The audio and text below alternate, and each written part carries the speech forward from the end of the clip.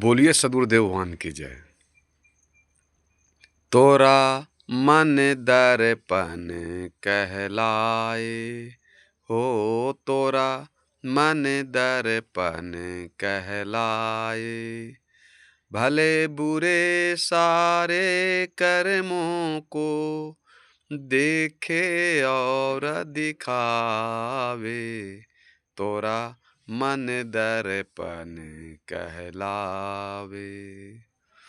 मन ही देवता मन ही ईश्वर, मन से बड़ा न कोई। मन ही ईश्वर मन ही देवता, मन से बड़ा न कोई। मन उजियारा जब जब फैले, जग उजियारा हो। जग से चाहे भाग ले कोई, मन से भागे न पाए। तोरा मन दर्पण कहलाए। ये देखिए फिल्मी गाना है, ये आरती भजन नहीं है।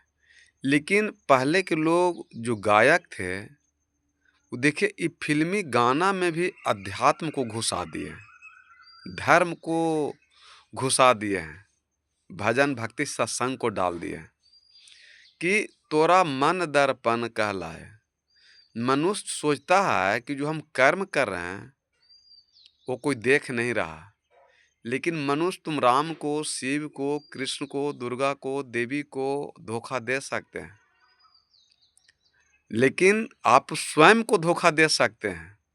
लेकिन आपके भीतर में जो मन है, चेतन आत्मा राम है, वो आप उनको धोखा आप नहीं दे सकते हैं, क्योंकि ईश्वर परमात्मा ने आपके शरीर के भीतर में सीसीटीवी कैमरा लगा दिए हैं, मन के रूप में, आत्मा के रूप में, कि जो आप करिएगा कोई देखे चाहे नहीं देखे, लेकिन आपका मन और आत्मा देख लेगा।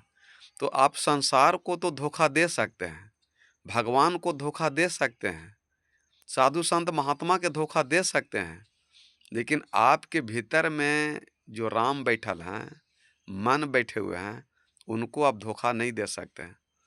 इसलिए छल करता क्यों आपसे, अपने को पहचान। आप छल परमात्मा से, ईश्वर से नहीं कर रहे, आप अपने से छल कर रहे हैं। इसलिए आप अपने को पहचान लीजिए, तो आपका जीवन धन हो सकता है। तो इंसान सोच रहा है कि हम धर्म के नाम पर, पूजा के नाम पर, पाठ के नाम पर धोखा दे रहे हैं, लेकिन आप धोखा नहीं दे रहे हैं, आप धोखा स्वयं खा रहे हैं। ये शरीर द्वारा मिलने वाला नहीं है। इसलिए इस शरीर के रहते रहते भर में भजन भक्ति सत्संग कर करके आप अपने आत्मा को सारे विषय वासना से मुक्त कर दिए। इसी का नाम मोक्ष मुक्ति है। अन्यथा ये शरीर द्वारा मिलने वाला नहीं है। फिर जहाँ से शरीर आया है आत्मा, वहीं चला जाएगा। लख 84 भरम का पौ पर अटका आए, अब की पाव जो नब लखा, तो फिर 84 जाए।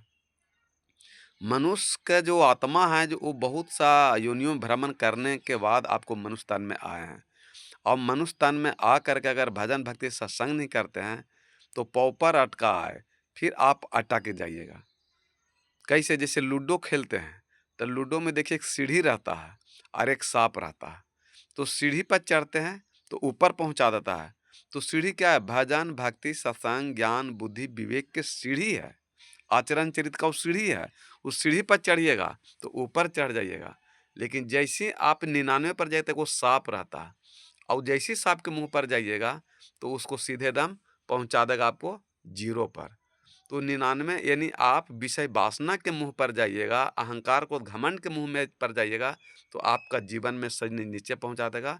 फिर जहां से ये मनुष्य तन आया है आत्मा, वहीं पहुंचा देगा। तो लख 84 भरम का पौ पर अटका आए, अब की पाव जो ना लखे, तो फिर 84 जाए। इस शरीर के रहते रहते भर में अगर भजन भक्ति सत्संग नहीं किए और गुरु नहीं बनाए और सारे विषय वासना को त्याग नहीं किए, तो फिर इस शरीर में जो आत्मा है वो जहाँ से आए, फिर वो शरीर वहीं पहुँच जाएंगे। फिर आपको 84 दुख चक्कर लगाना पड़ेगा, आपको कष्ट भोगना पड़ेगा। इसलिए कोई देखे चाहे नहीं देखे, आपका मन आपका आत्मा सब सृष्टि कैमरा लगा हुआ देख रहे हैं कि क्या कर रहे हैं नहीं कर रहे हैं। इसलिए संसार से आप भाग सकते हैं, परमात्मा से भाग सकते हैं, लेकिन आप स्वयं से नहीं भाग सकते हैं, अपने आप से नहीं भाग सकते हैं। इसलिए छल करता क्यों आपसे, अपने को पहचान लिए। ये छल आप दूसरा के साथ नहीं कर रहे हैं, आप अपने स्वयं के साथ छल कर रहे हैं। इसलिए अपनों को अगर जिस दिन जान जाइएगा, अपने को पहचान जाइएगा, आप स्वयं को अपने को जान जाइएगा, तो फिर दूसरे को जानने की ज़रूरत नहीं पड़ेगा। प्रेम से बोले सद्गुरुदेव भगवान की जय।